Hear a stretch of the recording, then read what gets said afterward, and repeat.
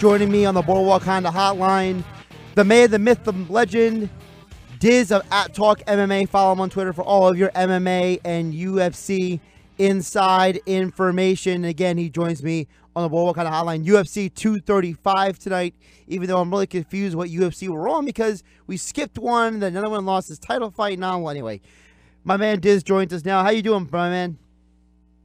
I have returned home. How are you doing? And thank you for opening up with Points of Authority from Linkin Park, one of my favorite songs from them. So it's kind of right up my alley there. How's everything going, man? It's been a while since you've had me on. Yeah, well, you know, the world is a crazy place, and this is the first time I've been on for 2 hours on a Saturday in a few months. I'm usually only on for an hour because I keep getting preempted by either college football or the Flyers or the Sixers. So, you know, life happens. I'm going to have to let you slide on that just because you're my boy. You always catch me at a time today. I'm actually about, what time is it? It looks like I'm about 25 minutes away from tip-off my girls' Little League team that I coach. That's a shout-out. Holland, Olivia, Emma, Madison, Casey, and Kara. Those are my girls, and they are tough as they come for little 9 and 10-year-olds, man.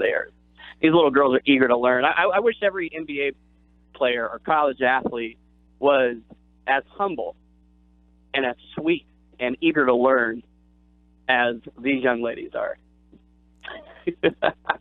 You would say that. All right, let's get to the fight tonight. So we got a stacked card tonight, and there's a few of these fights I specifically want to hit on with you. Obviously, we got to start with Jon Jones versus Anthony Smith. This will be Jones' second fight since he came back from his suspension as a champion now again. And I want to ask you because, you know, I know a lot of people know that I've been following the game for a long time, but you've been inside the game for a long time as well, and that is Jon Jones before.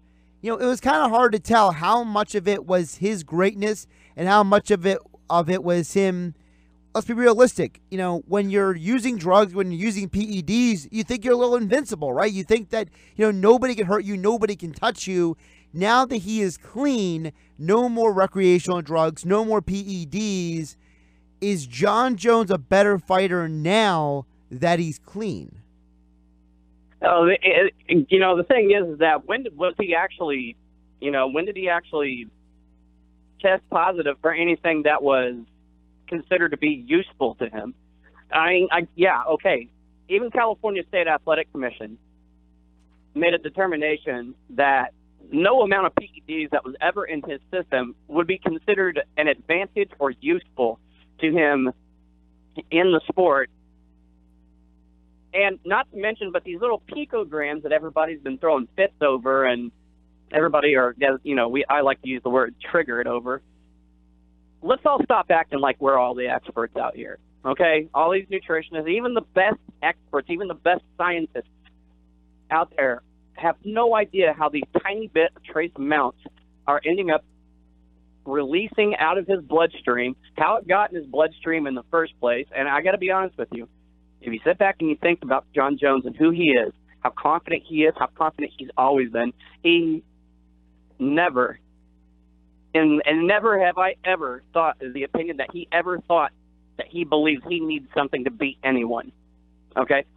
So if the experts can tell you that they have no idea how this stuff got into his system, and then they tell you it's not even enough to be an advantage to him, let's all stop trying to be experts ourselves, sitting on the sidelines, Googling things and trying to figure out exactly, all of us, who are trying to figure out exactly how this is supposed to work. We don't know. Unless you have graduated from college with some kind of degree in science, I don't want to hear from you. And even the people who have are saying that they have no clue. Well, it comes down to, and I'll jump in real quick, it comes down to the fact that the way the human body works is we forget.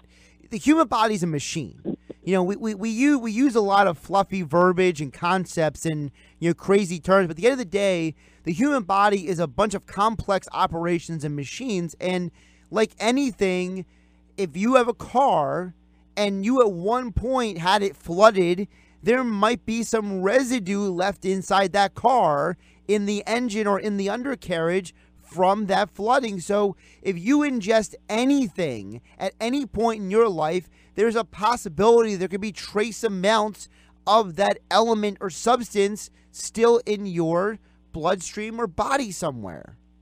And that's the only explanation that any scientists have ever had. Now, remember, he was suspended for what, 2 years? Yes. There was a point where he was suspended for 2 years. Yeah, 2 years. And he did a lot of bodybuilding during that time.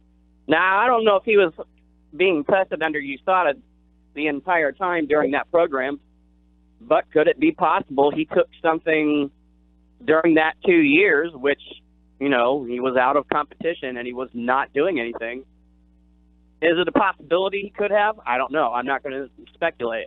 All we know is that whatever was in his body, whatever the amount was so small that it was deemed that it couldn't help his performance at all. Yeah. Well, so we know two things. We know two things for sure. One is he has two brothers who've played in the NFL and done it at the highest level. Both of them have played for teams that have gone to the playoffs. Chandler Jones, Arthur Jones. So it's not like he comes from a family of a bunch of small people. He comes from a family of a bunch of large athletes. And second of all, you know, Dizz, we're going with Dizz of @Talk MMA. Follow him on Twitter @Talk MMA.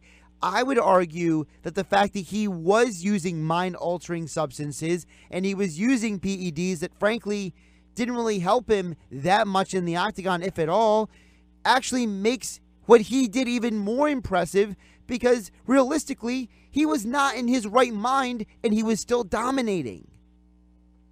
Sure. Yeah, no, I concur completely. He even admitted that at press conferences.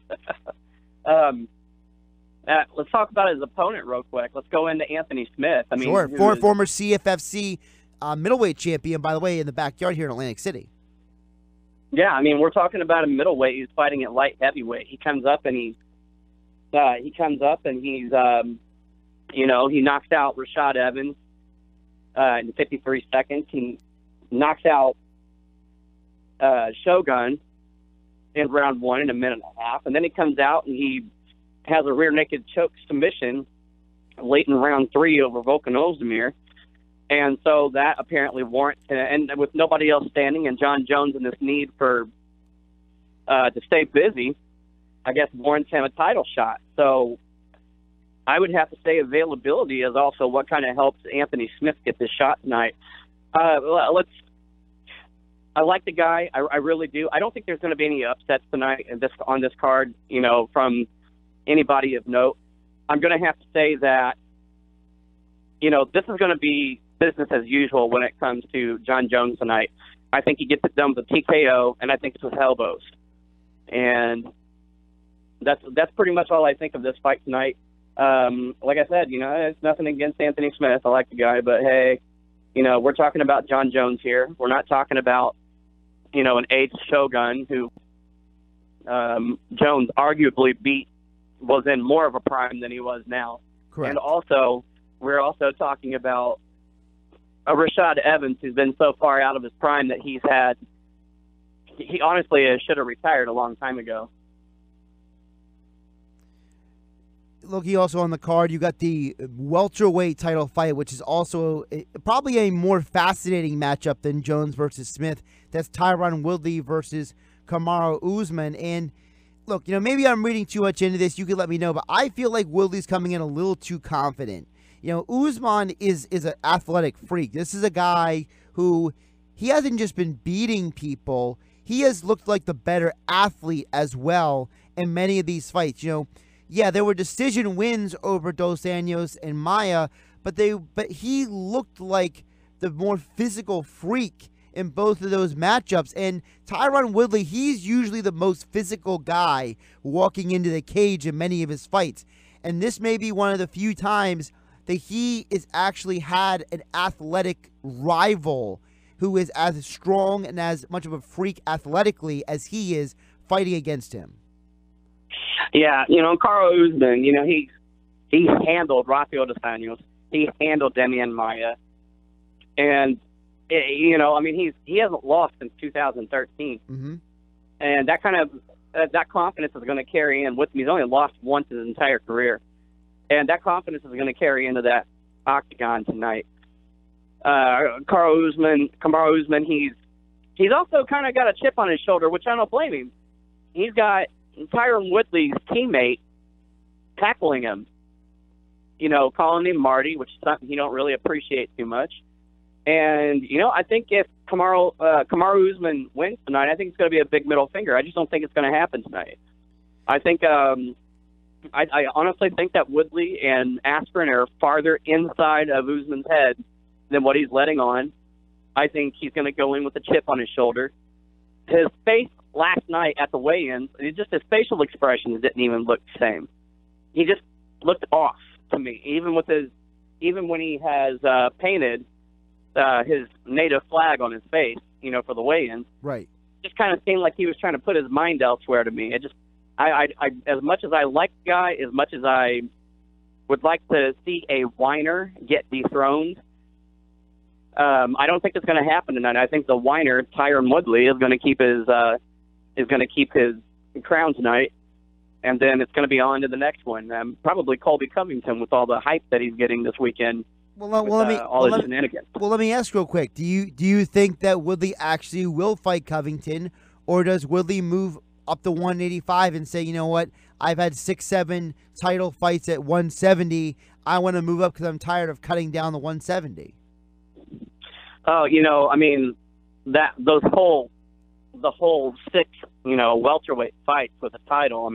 That could just be draining. It's not like he, did 12 like George St. Pierre did. I'm sorry, but I was listening to Joe Rogan called Woodley arguably the greatest welterweight of all time, and I get that he's trying to sell a card. That's ridiculous. I spit my drink out when I was like, huh? What is this guy talking about? I get trying to hype a card up, but come on, you guys just sent George St. Pierre off with a very decent farewell.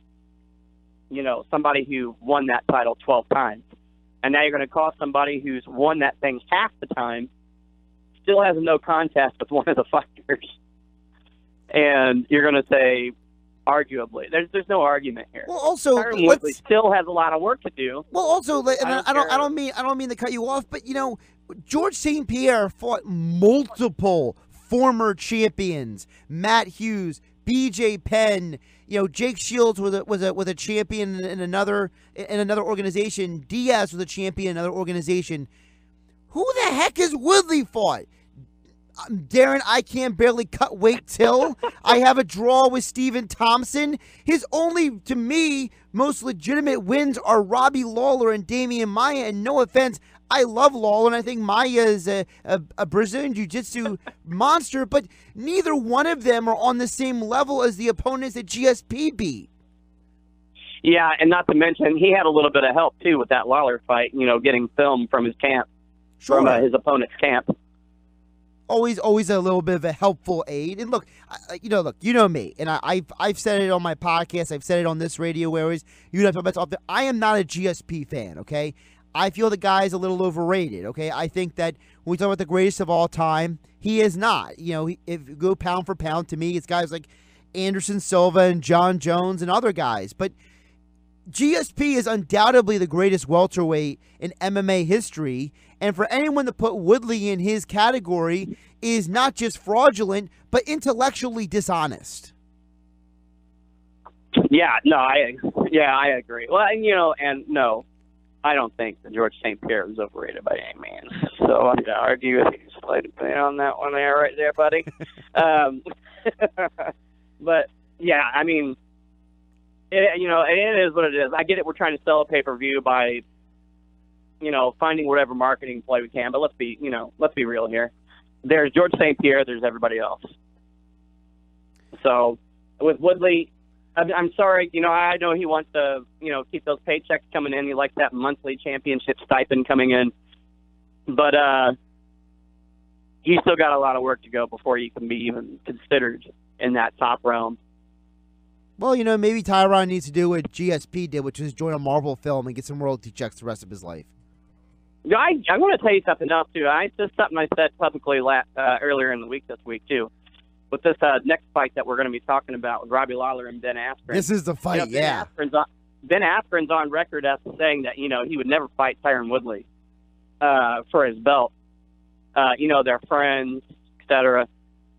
I just can't help but think that shoe on the other foot that Tyron Woodley would fight Ben Askren if the shoe was on the other foot.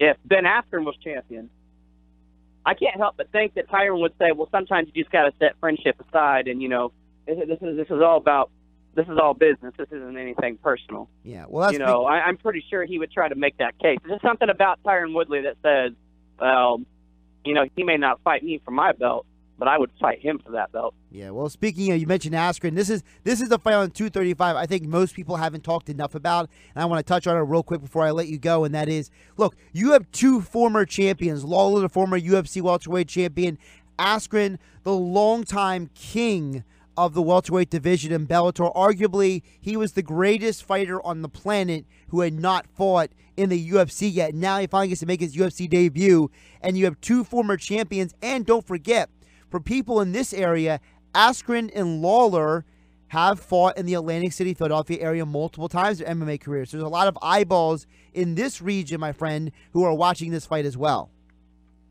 There is. And, the other advantage that Ben Askren has is that not his best friend, but his teammate, Tyron Woodley, has already fought Lawler. So he can also help him determine where the holes are in the game. Secondly, Lawler is way past his prime, and he's taken a lot of hits over the years. Ben Askren has taken probably the least amount of hits that I could probably think of as any fighter in the business. And the reason being is because he is that, he's hard to hit. And here's the other thing, too. This tonight's going to be easy for Ben Askren, I believe. He's going to single leg, body lock, takedown, boom, done. Mm-hmm. He may even get a submission out of it. Or if not, it's going to be a long 3 rounds for Robbie Lawler tonight. Yeah, and I think people, really quick, people don't know Askren because he didn't fight in UFC till now. But this is a guy who, he was an Olympian, okay? He was an Olympic wrestler. This is a guy who, he didn't just beat people in Bellator. He was dominating people. And guys that people were like, oh, this is the guy. Remember the whole thing was, well, this is the guy to beat Askren, whether it was Douglas Lima or Jay Heron or, oh, well, this guy's good. And then what does he do? He goes to Japan and takes out every fighter he possibly could in Japan. He is literally, he's not just beating people, he's clearing out organizations, and now he comes to the UFC. And collecting paychecks. He's coming to the UFC with all of this experience under his belt. It's not like he's some new young guy on the block. This is the guy at 34 who, as you said, does not have a lot of damage, but also has more experience than half the UFC roster combined. Yeah, it's like I said, like you just said, he's not a cream puff. This is not a guy who's going to come in here and, he's not brand new. He's undefeated. He's got experience, worldwide experience. I mean, this guy's, like I said, it's going to be easy for him tonight. Olympic caliber wrestler is going to take Robbie Lawler down, single leg, body lock, takedown, done, boom. All right, give me your picks real quick. I assume you're going, from what you sound like you're saying, I got a feeling you're going Jones, Woodley, Askren. Is that correct? Jones, Woodley, Askren. I'm taking Tisha Torres and Cody Garbrandt tonight. All right, there you go. There are the picks for UFC 235 today. Follow him on Twitter at TalkMMA for all of your UFC, MMA, and any other kind of related news. If you want to get news about, and whether it's Conor McGregor, whether it's Daniel Cormier, whether it's John Jones, whatever's going on in UFC and MMA, you got to follow at TalkMMA on Twitter. Good to have you back on the program, my friend. Hey, thanks a lot. Good to be on. You guys be good, and we're going to go win this ball game. Yeah, good luck to your team today. I hope you guys win by 20. Thanks a lot.